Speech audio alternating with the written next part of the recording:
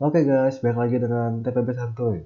Kali ini kita akan lanjutkan materi kita mengenai rotasi. Jadi yang topik sebelumnya itu tentang rotasi juga. Sekarang kita akan mendalami rotasi lebih lanjut lagi, dinamika rotasi lanjut. Nah sebelum ke sana kita mau bahas dulu nih. Jadi dari kemarin itu kita udah belajar ada gerak translasi, ada gerak rotasi.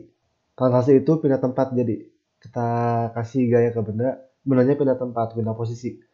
Sedangkan kalau rotasi itu dikasih gaya dia akan muter pada suatu poros, pada sumbu putarnya. Nah ternyata kita lihat juga mereka punya satuan yang berbeda, punya besaran yang berbeda, tapi mirip-mirip ternyata. Serupa tapi tak sama. Nah kita akan coba lihat apa sih kemiripannya dan apa perbedaannya. Lebih lanjut lagi, supaya merangkum semuanya itu.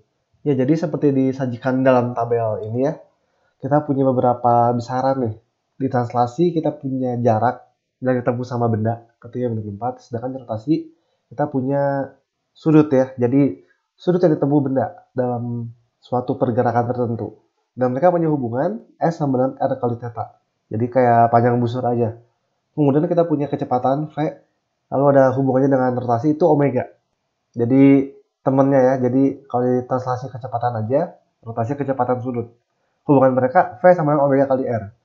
Lalu di translasi ada percepatan yang bikin benda tambah cepat tambah lambat, sedangkan di rotasi adanya alfa, percepatan sudut. Bikin dia tambah cepat atau tambah lambat muternya. Hubungannya pun simpel. A sama dengan alfa dikali R. Lalu di translasi kita punya massa yang menunjukkan kelembaman benda. Jadi seberapa susah benda ini dibikin gerak gitu. Makin berat masanya, makin susah dibikin pindah tempat. Sedangkan di rotasi kita punya momen inersia I. Ini pun sama. Makin gede momen inersianya, makin susah dibikin muter.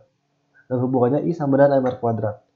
Kita punya gaya selanjutnya. Ini bikin benda pindah tempat. Sedangkan di rotasi gaya nggak cukup, perlu torsi yang menunjukkan apakah benda ini akan muter. Torsi. Dan hubungannya adalah torsi sama dengan R kali F. Nah, satu lagi nanti kita akan bahas di video-video yang akan datang, yaitu momentum. Di translasi kan udah diajarin tuh ya, momentum linear namanya. Ini menunjukkan istilahnya kayak kekuatan benda ketika bergerak. Masanya besar, kecepatannya besar, maka momentumnya besar. Sedangkan di rotasi itu ada juga momentum. Namanya momentum sudut dan simbolnya L. Itu pun artinya sama. Kalau dia momentum sudutnya besar berarti susah dihentikan gitu putarannya. Dan hubungannya adalah nanti kita akan bahas ya L sama dengan R kali P. Jadi di sini bisa dilihat kedua besaran yang berbeda ini dihubungkan dengan simple banget ya R gitu ya. Jadi R itu bisa jari-jari atau jarak dari benda itu ke poros atau ke sumbu. Jadi sangat mudah diingatnya. Dan juga selain itu rumus-rumus yang berlaku di translasi itu bisa diterjemahkan ke rotasi. Bisa di copy paste dengan bentuk yang disesuaikan nantinya. Jadi coba kita lihat juga ya rumus-rumusnya. Misalnya nih ya, rumus kinematika. Di rumus kinematika kita punya rumus misalnya untuk kasus ini ya, percepatan konstan di translasi atau biasa disebut GLBB itu kita punya rumus V sama dengan V0 plus AT. Kalau diubah ke rotasi jadi kayak gini. Ya, omega sama dengan omega 0 plus alpha T. Jadi kecepatannya diganti sama kecepatan sudut, A-nya diganti sama percepatan sudut. Ya, gitu ya. Sedangkan kalau waktu selalu sama. Waktu dalam transaksi mau rotasi definisinya sama. Terus apa lagi rumusnya ya? Ada rumus ini kan ya, X sama dengan X0 plus V0T plus setengah AT kuadrat. Misalnya satu dimensi aja. Ini ya, satu dimensi kayak gini. Dan kita tahu ininya, temennya kalau dirotasi jadinya kayak gini nanti. Pakai posisi sudut. Theta sama dengan theta 0 plus omega 0 T plus setengah alpha T kuadrat. Lagi-lagi tinggal di copy paste saja. Dan diganti dengan besaran yang bersesuaian. Ada lagi tuh ya rumus apa? V kuadrat ya. Sama dengan V0 kuadrat plus 2A delta X. Ini ada rumus ini. Ini pun nanti diterjemahin ke rotasi mirip. Jadi kayak gini. Gitu ya. Ini di sini delta X perpindahan, ini perpindahan sudut. Bedanya di sana. Oke, itu kinematika. Sekarang kita coba lihat lagi ya yang lain rumus-rumusnya. Kita punya hukum Newton ya. Kalau digerak translasi, ini kan ya, sigma F sama dengan MA. Jadi jumlah gaya yang dikerjakan pada benda nanti jadi percepatan. Ini tinggal kalau mau diubah ke rotasi, pakai satuan ini aja. Kita ubah-ubah. Nanti jadi kayak gini. F-nya jadi torsi, M-nya jadi I, A-nya jadi alfa.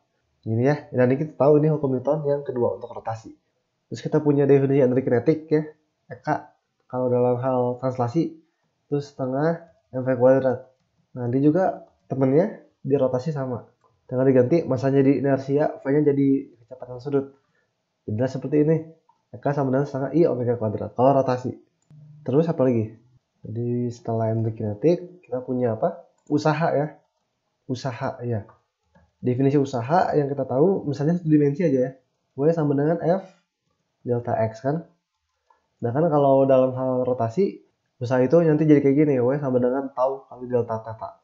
Gitu ya. Jadi benar-benar banyak rumus yang tinggal copy paste dan ganti besaran aja. Seperti itu. Jadi mengingatnya cukup mudah dan semoga ini jadi merangkum besar-besaran yang sudah kita bahas sebelumnya. Nanti next kita akan bahas kalau translasi dan rotasinya digabungkan. Ada benda yang tidak tepat sekaligus muter. Oke, kalau gitu sekian untuk pembahasan kali ini. Semoga ini sangat membantu dalam pemahaman kalian. Sampai jumpa di video berikutnya. Terima kasih.